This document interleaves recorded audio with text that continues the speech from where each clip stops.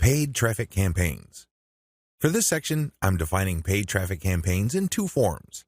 I can pay to boost the post, or I can pay for direct traffic to my target website. Please note that I have presented this information in that order. Boost posts first, and then pay for direct traffic. There's a reason for this.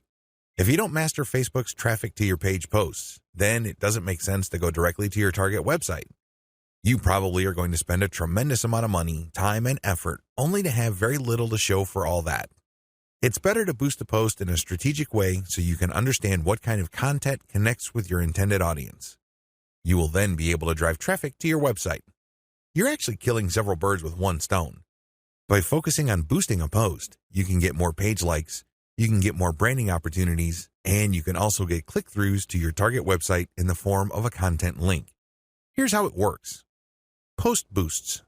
First, target a lookalike audience based on your user insight demographic. In other words, Facebook is going to show your ad to a fresh set of users who share the same demographic details and interests as your current page fans. People with these similarities are more likely to like your content. You're not going to pay Facebook to show your post to people who have already liked your page. Instead, you are trying to get fresh eyeballs to your page posts. You do run quite a bit of risk. Existing audience post boosts. The next option you have available to you is to boost your post to people who have actually liked your page. These are your actual page fans. They know roughly what you're about. They like your content enough to like your page. They're expecting your content. Unfortunately, like I said earlier, Facebook only shows your content to a small fraction of people who liked your content. Unless your fans select see first when they like your page, Facebook will use its natural algorithm to select the initial group of eyeballs that will show your page content. If enough people engage with your content, then Facebook will show even more of your page fans to your content. However, it's never going to show it to 100% of your fans. That rarely happens. This is why it's a good idea to boost your post to reach more of the people who have liked your page. The upside to this is these are not virgins. They've seen your page. In fact, they've seen it and liked it so much that they have clicked the like button and want to see your content. At least you know that there is some sort of interest there. Still, please understand that while there is a certain degree of familiarity there, and this increases the chance that these people will actually engage with your content and possibly click through to your target site, that isn't exactly guaranteed. Existing audience plus their friends. As the old saying goes, birds of a feather flock together. Friends usually have shared interests. In fact, if you think about it hard enough, that's the main reason we became friends in the first place. We have certain interests in common. We have certain things to talk about, and that's why we're friends. Makes a lot of sense, right? Well, you can apply that to Facebook marketing as well, because this can produce a tremendous amount of marketing opportunities. Since your page fans also have friends on Facebook, you can buy a post boost that shows your ad not only to your fans, but to their friends as well. This is my favorite when it comes to post boosts because it is a cheap way of getting clicks to your target site. You reach a much wider audience. Please understand that if your page has a fairly small number of likes, even if you boost post after post, you only have a small base to work with. Now, if you expand that base by including your existing audience plus their friends, you have a lot more people to work with. You are operating with some level of confidence because you know that friends usually have shared interests. This translates to possibly cheap clicks to your target site. The best way to do this is to post a link directly to your content or to your promotional page on your website with some content. This way, when someone clicks through, they go straight to your website. They can read your commentary and some preview text, but the text should call them to action. This is the cleanest way to get direct traffic cheaply using post boosts targeting your existing audience and their friends. Direct traffic to your target site. The next option is to promote a target URL directly. It doesn't show a post from your page. It just goes directly to your target website paired with a picture. This is the direct traffic option on Facebook.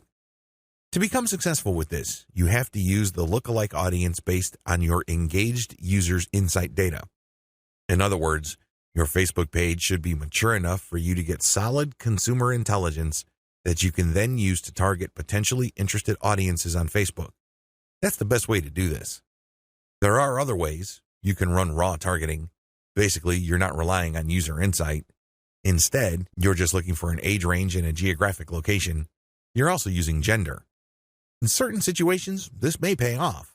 In fact, you may get better results than lookalike audiences, but generally speaking, you should focus on using the consumer intelligence your Facebook page gathered so you can reach people who are very similar to people you know have demonstrated a solid interest in whatever it is you're promoting. Best practices. Use them to boost your results. First, run small tests. This enables you to fail quickly. People who really know their way around Facebook run campaign after campaign after campaign until they're able to connect the dots and come up with a campaign that actually works. This is why you need to run small, cheap tests so you can easily see which campaigns are working out and which ones have failed. Next, make sure your budget is low. Usually, when I run a $1 campaign, that is good enough for me. $1 a day for 7 days a week, that is good enough for me to see if an ad has potential. So, I would run several ads. We're talking about $70 for 10 ads running at the same time. Third, focus on what works. Let me tell you, when you run many small tests, the winners stand out. Either they get clicks or not. That's the bottom line. However, at this stage, you're not just looking for clicks. You're not just looking for an ad campaign that gets a lot of attention. Instead, you're also going to look for an ad campaign that actually delivers conversions. You're going to have to set up your Facebook pixel to your target website so you can track whether traffic from Facebook went all the way through. I'm not just talking about traffic produced when people click on your link and they go to a content page and they leave. That's worthless. That's not going to help you. That traffic has to go to the content page, go to the sales page, and eventually make it to the shopping cart. That's when you know your campaign actually has traction. Focus on what works. Focus on what gets a high click-through rate paired with a conversion rate. However, to get there, you're going to have to burn through many ads. This is not going to jump out at you. It's not going to be obvious. It's not going to be easy. Once you have identified that ad and you've fine-tuned it, then scale it up. That's how this works. Basically, you focus on what works and then pour real money into it.